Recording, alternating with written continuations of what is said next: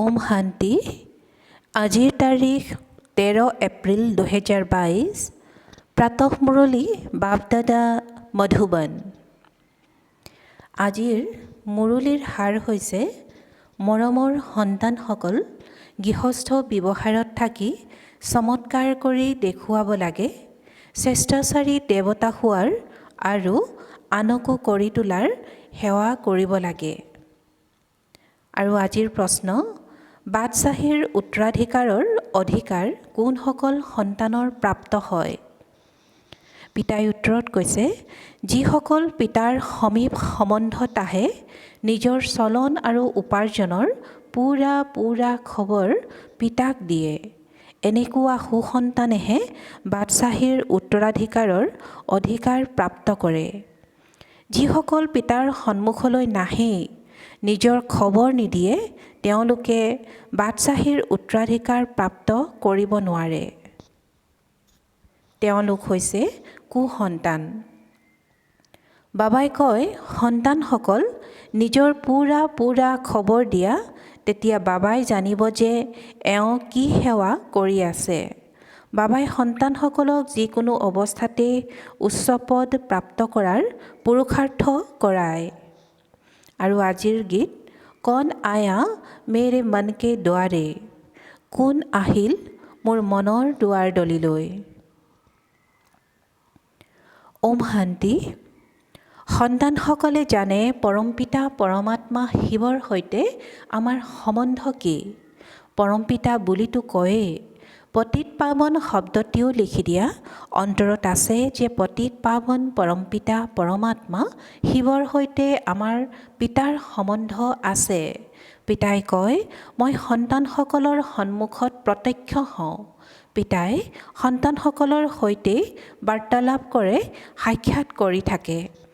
যিবোৰ কথা বুজোৱা হয় সেয়া আকৌ অন্যক বুজাব লাগে।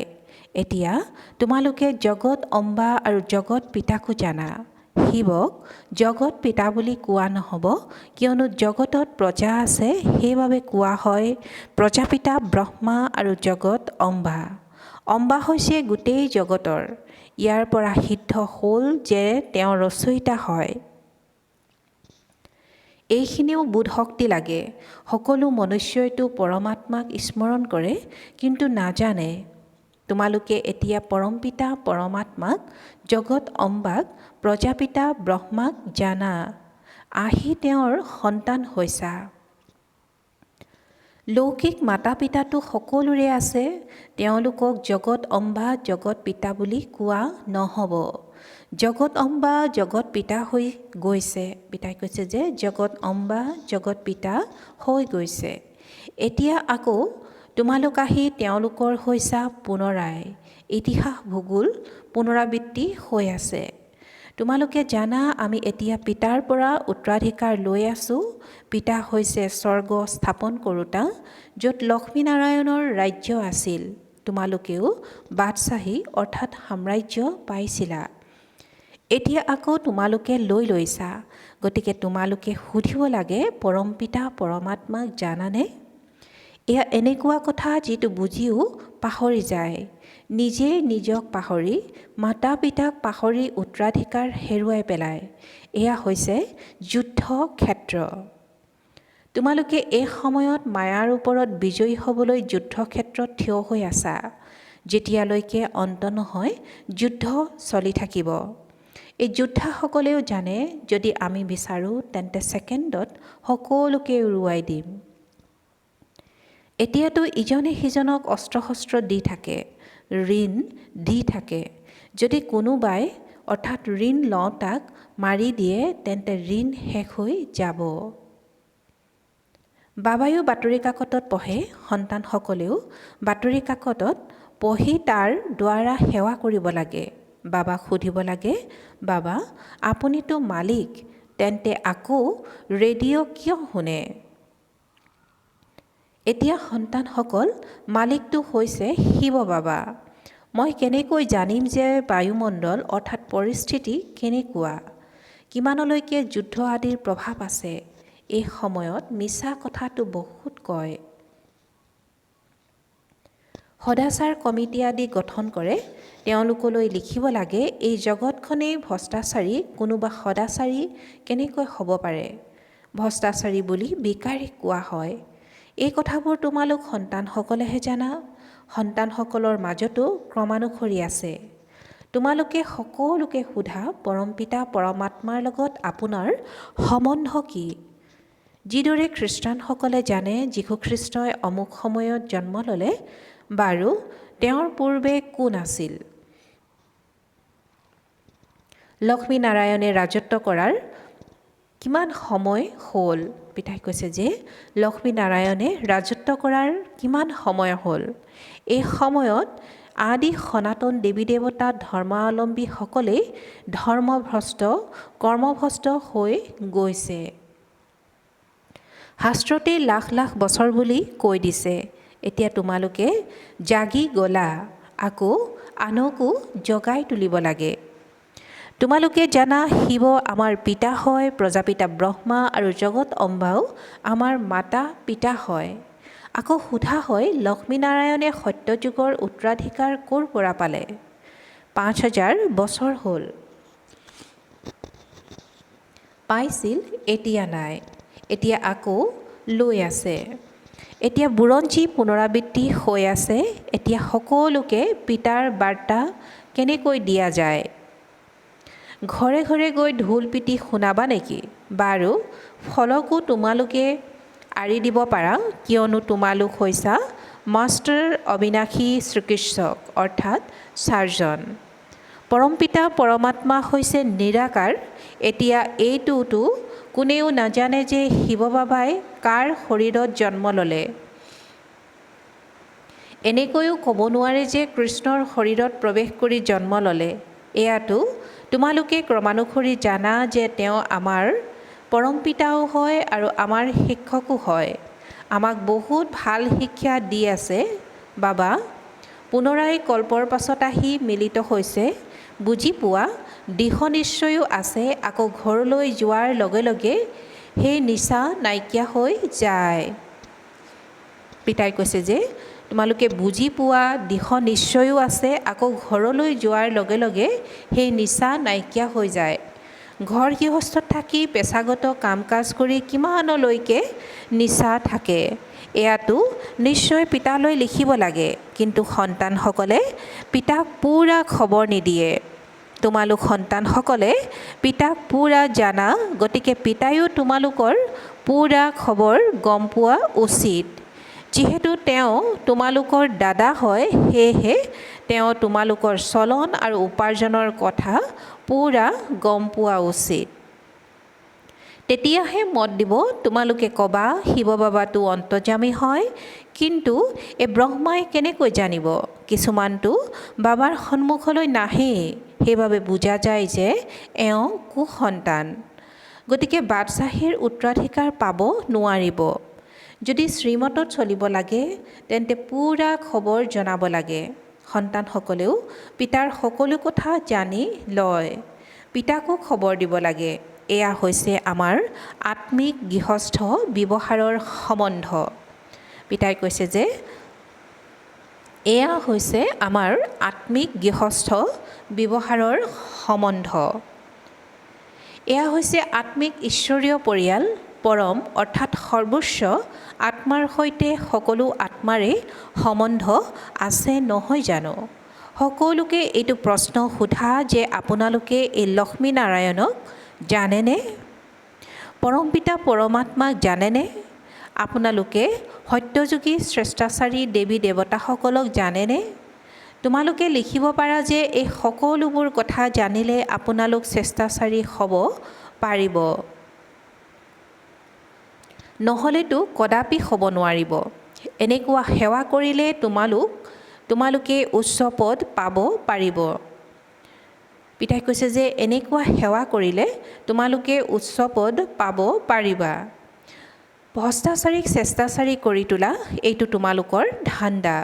তেন্তে কিয়নো ফলক নলগোৱা? স্ত্ৰী পুৰুষ দুয়ো এই সেৱাত ব্ৰতী হৈ আছে। বাবাই নিৰ্দেশ দিয়ে, কিন্তু সন্তানসকলে পাহৰি যায়, নিজৰে পেছাগত কাম কাজত লাগি যায়। যি সেৱা কৰিব লাগে সেয়া নকৰে, পূৰা খবৰো নিদিয়ে, ফলক নলগায়। যদি ফলক নলগোৱা, সেৱা নকৰা, তেন্তে বুজিব যে দেহ অভিমান বহুত আছে।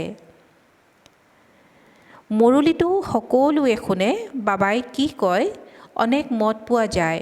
প্ৰদৰ্শনীৰ কাৰণে বাবাই কয়, সন্তানসকল, যদি গৰম পৰিছে তেন্তে পাহাৰত গৈ ব্যৱস্থা কৰা। এতিয়া দেখা যাওক ক'ৰ পৰা খবৰ আহে যে বাবা আমি এইটো প্ৰবন্ধ কৰিব পাৰোঁ। যদি এই বিষয়ে জানা তেন্তে সভাগৃহ বা ধৰ্মশালা লৈ প্ৰবন্ধ কৰিব লাগে। পিতাই কৈছে যে যদি এই বিষয়ে জানা তেন্তে সভাগৃহ বা ধৰ্মশালালৈ প্ৰবন্ধ কৰিব লাগে। এতিয়া অনেকে বাৰ্তা পাব। পিতাই কৈছে যে তেতিয়া অনেকে বাৰ্তা পাব। ইয়াততো ফলকাৰী থ'ব লাগে। জ্ঞান সাগৰ পতিত পাৱন নিৰাকাৰ পৰমাত্মাৰ সৈতে আপোনাৰ সম্বন্ধ কি? আকৌ জগতম্বা আৰু জগত পিতাৰ সৈতে আপোনাৰ সম্বন্ধ কি? তেওঁ কি দিব? নিশ্চয় জগতৰ মালিক কৰি তুলিব। যথাযথ তোমালোক এতিয়া হৈ আছা, কল্প পূৰ্বেও হৈছিলা। তোমালোকে এনেকৈ ফলক লিখি দিয়া, তেতিয়া বাকী সকলো প্ৰশ্নই সমাপ্ত হৈ যাব। লক্ষ্মীনাৰায়ণে এই বিশ্বৰ মালিকস্বত্বৰ, পিতাই কৈছে যে লক্ষ্মীনাৰায়ণে এই বিশ্বৰ মালিকীস্বত্বৰ উত্তৰাধিকাৰ কেনেকৈ পালে? যিয়ে সোধে তেওঁলোকেতো নিশ্চয় জানে চাগৈ। পিতাই কৈছে যে যিয়ে সোধে তেওঁলোকেতো নিশ্চয় জানে চাগৈ। যদি ইমান সেৱা নকৰা তেন্তে গাদীত অৰ্থাৎ সিংহাসনত কেনেকৈ বহিবা?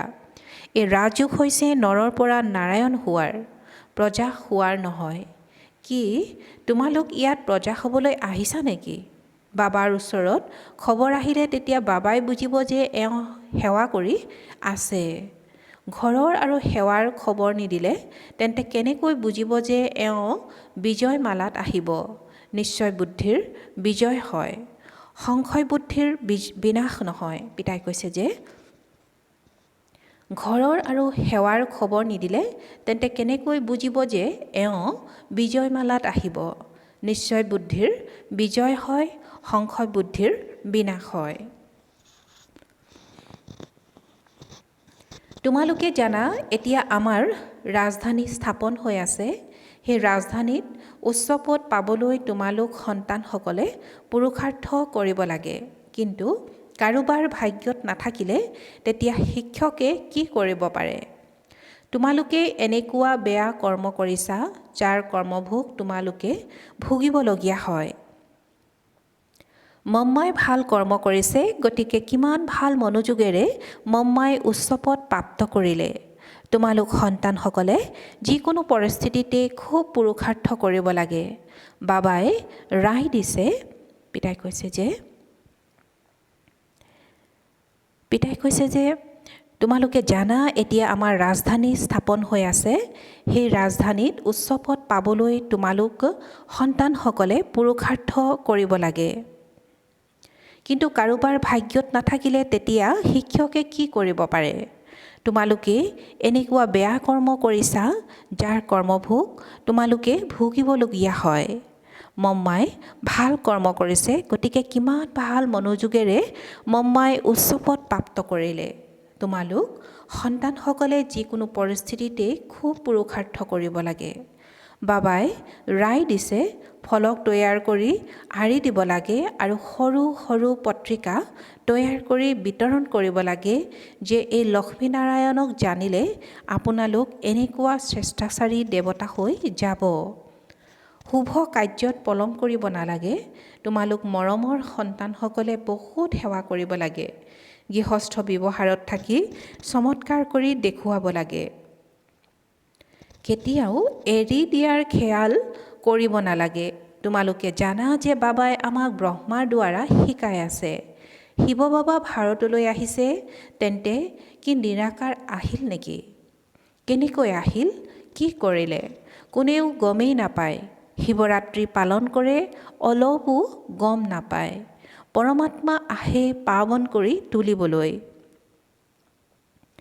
বাবাই কয় কোনো কথাত বিবুদ্ধিত পৰিলে তেতিয়া সোধা যে বাবা মই এইটো কথা বুজি নাপাওঁ। চৌৰাশী জন্মৰ ৰহস্যও বুজাইছে। বৰ্ণটো আহিব লাগে। তোমালোকে এয়া ধাৰণ কৰা। যথাযথ আমি এনেকৈ 84 জন্ম লৈছোঁ। এতিয়া পুনৰ আমি সূৰ্যবংশী হওঁ। যিয়ে যিমান পুৰুষাৰ্থ কৰিব সিমানেই উচ্চ পদ পাব। পিতাই কৈছে যে যিয়ে যিমান পুৰুষাৰ্থ কৰিব সিমানেই উচ্চ পদ পাব। কিমান সহজ কথা। তথাপিও যদি বুদ্ধিত ধাৰণ নহয় তেন্তে আহি সোধা, বাবা মই এইটো বুজনিত বিবুদ্ধিত পৰি যাওঁ। পোনপ্ৰথমে অল ফৰ অৰ্থাৎ পৰমাত্মাৰ পৰিচয় দিব লাগে। সকলোৱে এনেকৈ ফলক আঁৰি দিয়া এই জ্ঞানেৰে আপোনালোক সদায় সুখী শ্ৰেষ্ঠাচাৰী হৈ যাব। এয়া ভাল নহয় জানো? পলোভিত হ'ব কিয়নো এনেকুৱা কথাবোৰ গৈ বুজি নলওঁ। বাবাই সেৱাৰ পৰা বুজি পাব যে কোন কোন সঁচা সন্তান হয়। পিতাই কৈছে যে বাবাই সেৱাৰ পৰা বুজি পাব যে কোন কোন সঁচা সন্তান হয়। যিসকলে মনোযোগ দিয়ে তেওঁলোকেই মালাৰ মণি হ'ব। কৰি দেখুৱাব লাগে। তোমালোকতো বাস্তৱত সন্মুখত বহি শুনি আছা। বাকী সন্তানসকলে মুৰলীৰ দ্বাৰা শুনিব। এই সকলোবোৰ বুজিবলগীয়া কথা। পৰমাত্মা পিতাও হয় আকৌ পতিতৰ পৰা পাৱন কৰি লৈ যায়। সেয়েহে গুৰু হৈ গ'ল। পিতাই কৈছে যে পৰমাত্মা পিতাও হয় আকৌ পতিতৰ পৰা পাৱন কৰি লৈ যায়। সেয়েহে গুৰু হৈ গ'ল। সৃষ্টিৰ আদি মধ্য অন্তৰ জ্ঞান শিক্ষক হৈ পঢ়ায়। সেয়েহে তিনিওগৰাকীয়ে হৈ গ'ল নহয় জানো? কিন্তু বহুত সন্তানে পাহৰি যায়।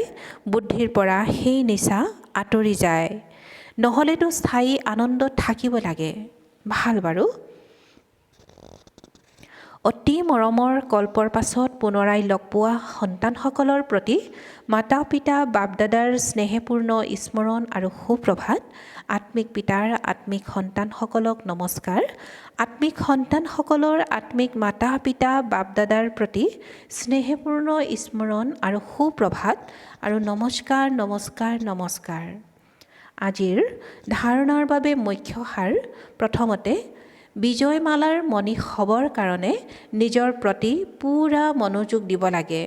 চেষ্টাচাৰী হোৱাৰ আৰু আনকো কৰি তোলাৰ সেৱা কৰিব লাগে। দ্বিতীয়তে কোনো ধৰণৰ এনেকুৱা বেয়া কৰ্ম কৰিব নালাগে যাৰ কৰ্মভোগ ভুগিবলগীয়া হয়। খোজে প্ৰতি পিতাৰ শ্ৰীমতত চলিব লাগে। আৰু আজিৰ বৰদান নিজৰ আকৰ্ষণময় স্থিতিৰ দ্বাৰা সকলোকে আকৰ্ষিত কৰোঁতা আত্মিক সেৱাধাৰী হোৱা। আৰু বৰদানৰ ব্যাখ্যা। আত্মিক সেৱাধাৰীয়ে পিতাই কৈছে যে আত্মিক সেৱাধাৰীয়ে কেতিয়াও এনেকৈ ভাবিব নোৱাৰে যে সেৱাত বৃদ্ধি নহয় বা শুনোতা নাপাওঁ। শুনোতা বহুত আছে। কেৱল তোমালোকে নিজৰ স্থিতি আত্মিক আকৰ্ষণময় কৰি তোলা। যেতিয়া চুম্বকে পিতাই কৈছে যে যেতিয়া চুম্বকে নিজৰ ফালে আকৰ্ষণ কৰিব পাৰে তেন্তে তোমালোক আত্মিক শক্তিয়ে জানো আত্মাসকলক আকৰ্ষণ কৰিব নোৱাৰে? সেয়েহে আত্মিক আকৰ্ষণ কৰোঁতা চুম্বক হোৱা, যাৰ দ্বাৰা আত্মাসকল স্ৰোত আকৰ্ষিত হৈ তোমালোকৰ সন্মুখত আহি যাব। এয়াই তোমালোক আত্মিক সেৱাধাৰী সন্তানসকলৰ সেৱা। আৰু আজিৰ শ্লোগান। সমাধান স্বৰূপ হ'বলৈ হ'লে সকলোকে স্নেহ আৰু সন্মান দি যোৱা। ওম শান্তি। মাতেশ্বৰীজীৰ অমূল্য মহাবাক্য। আজিৰ মাতেশ্বৰীজীৰ অমূল্য মহাবাক্য। পৰমাত্মা এক, বাকী সকলো হৈছে মনুষ্য আত্মা। এতিয়া এইটোতো গোটেই জগতে জানে যে পৰমাত্মা এক, তেওঁ সৰ্বশক্তিমান সৰ্বজ্ঞ। এনেইতো গোটেই জগতবাসীয়ে নিজে কয় যে আমি পৰমাত্মাৰ সন্তান। পৰমাত্মা এজন। অন্য ধৰ্মৰ হ'লেও তেওঁলোকেও পৰমাত্মাকেই মান্যতা দিয়ে। তেওঁলোকেও নিজক পৰমাত্মাৰ দ্বাৰা প্ৰেৰিত বাৰ্তাবাহক বুলি ভাবে। পিতাই কৈছে যে তেওঁলোকেও নিজক পৰমাত্মাৰ দ্বাৰা প্ৰেৰিত বাৰ্তাবাহক বুলি ভাবে। এইদৰে বাৰ্তা লৈ নিজৰ নিজৰ ধৰ্ম প্ৰতিষ্ঠা কৰে। যেনেকৈ গুৰু নানকেও পৰমাত্মাৰ এক ওমকাৰ সৎ নাম, এজন ঈশ্বৰ, তেওঁৰে নাম সত্য বুলি মহিমা কৰিছে।